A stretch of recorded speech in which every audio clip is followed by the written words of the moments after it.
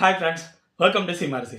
நம்ம இன்னைக்கு மூவியில் பார்க்க போகிற படம் இப்போ தேட்டர்ஸில் ரிலீஸ் ஆகி ஓடிட்டு இருக்க தமிழ் படம். படத்தோட நேம் திரௌபதி 2.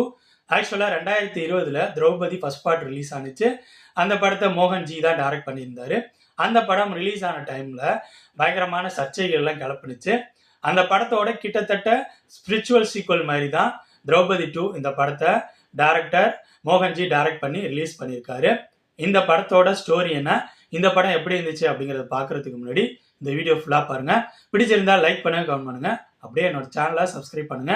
அது மட்டும் இல்லாமல் என்னோட வீடியோஸ்லாம் உங்களோட ஃப்ரெண்ட்ஸ், ஃபேமிலி மெம்பர்ஸ் எல்லாத்துக்கும் ஷேர் பண்ணுங்க. உங்களோட சின்ன ஷேர் எனக்கு ரொம்ப சப்போர்ட்டாக இருக்கும். இந்த படத்தோட ஸ்டோரி என்னன்னா, இந்த படத்தோட ஸ்டார்டிங்லேயே ப்ரெசன்ட்ல ஒரு ஸ்டோரி வரும். அந்த ஸ்டோரியிலேருந்து ஃப்ளாஷ்பேக்ல தான் மெயின் ஸ்டோரிக்குள்ளே போவாங்க. அந்த மெயின் ஸ்டோரி என்னன்னா, 14ஆம் நூற்றாண்டுல டெல்லியோட சுல்தானா முகமது பின் துக்ளக் ஆகுறாரு. பேரலா அதே டைம்ல சவுத் இந்தியால திருவண்ணாமலையில வீரவல்லாளர் அப்படிங்கிற ஒரு அரசர் ஆண்டுட்டு இருக்காரு. அந்த கேரக்டரை நட்டி பண்ணியிருக்காரு. அவரோட கருட படையில ஒரு முக்கியமான தளபதியா ரிச்சர்ட் ரிஷி இருக்காரு. இவங்களோட ஆட்சியில மக்கள்லாம் சந்தோஷமா வாழ்ந்துட்டு இருக்காங்க. நார்த் இந்தியா ஃபுல்லா தன்னோட கண்ட்ரோல வச்சிருக்க முகமது பின் துக்ளக்கு சவுத் இந்தியாவை எப்படியாவது தன்னோட கண்ட்ரோல கொண்டு வரணும் அப்படிங்கிற மாதிரி முடிவு பண்றாரு.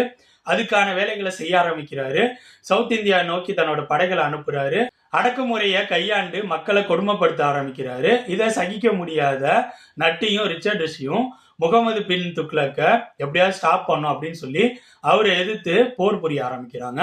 இதுக்கப்புறம் படத்தில் நடக்கிற சம்பவங்கள் தான் திரௌபதி 2. இந்த படத்துல எனக்கு ஒர்க் அவுட் ஆன விஷயங்கள் சொன்னா, இந்த படத்தோட டெக்னிக்கல் விஷயங்கள்ல ஒளிப்பதிவு நல்லா இருந்துச்சு. ஜிப்ரானோட பேக்ரவுண்ட் மியூசிக் ஓகே தான். கோனே அப்படிங்கிற ஒரு பாட்டு இந்த படத்துல வந்துருந்துச்சு. அந்த பாட்டு சூப்பராக இருந்துச்சு. கேட்கறதுக்கும் சரி, படத்துல பார்க்கறதுக்கும் சரி நல்லாவே இருந்துச்சு.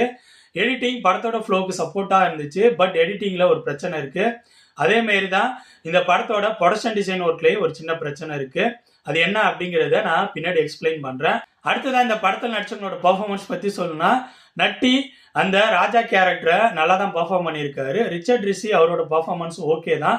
பட் இவங்க 2 பேரோட பர்ஃபார்மன்ஸும் இன்னும் கொஞ்சம் பெட்டரா இருந்திருக்கலாம். அதே மாதிரி தான் படத்தில் நடித்த மற்ற நடிகர்கள் எல்லாருமே ஏதோ ஒரு இடத்துல கொஞ்சம் செயற்கைத்தனமா நடிக்கிறாங்க அப்படிங்கிற மாரி தான் ஃபீலை கொடுத்துச்சு. நெக்ஸ்ட் இந்த படத்தோட ஸ்க்ரீன் பிளே பத்தி சொல்லணும்னா, இந்த படத்தோட ஸ்க்ரீன் பிளேல சில இடங்கள் மட்டும்தான் கொஞ்சம் சுவாரஸ்யமா இருக்கிற மாதிரி இருந்துச்சு.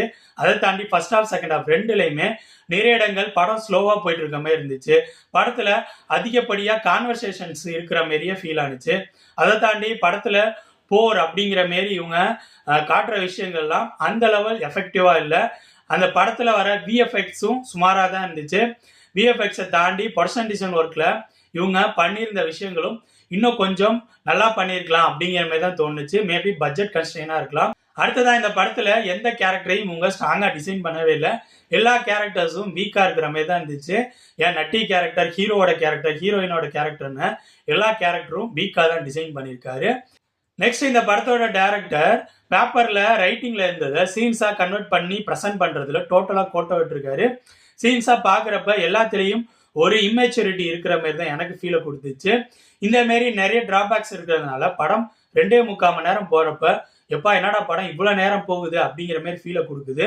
இதுதான் எடிட்டிங்ல ஒரு பிரச்சனைன்னு சொன்னேன். கண்டிப்பா படத்தோட லென்த்தை இவங்க குறைச்சிருக்கணும். ஓவராலா சொல்லணும்னா, என்ன பொறுத்த வரைக்கும் இந்த படத்தோட டைரக்டர் மோகன்ஜி ஒரு உண்மை சம்பவத்தை கையில் எடுத்துக்கிட்டு அதுல கற்பனை கலந்து ப்ரெசென்ட் பண்ணலாம் அப்படிங்கிற மாதிரி யோசிச்சது நல்ல விஷயம் தான்.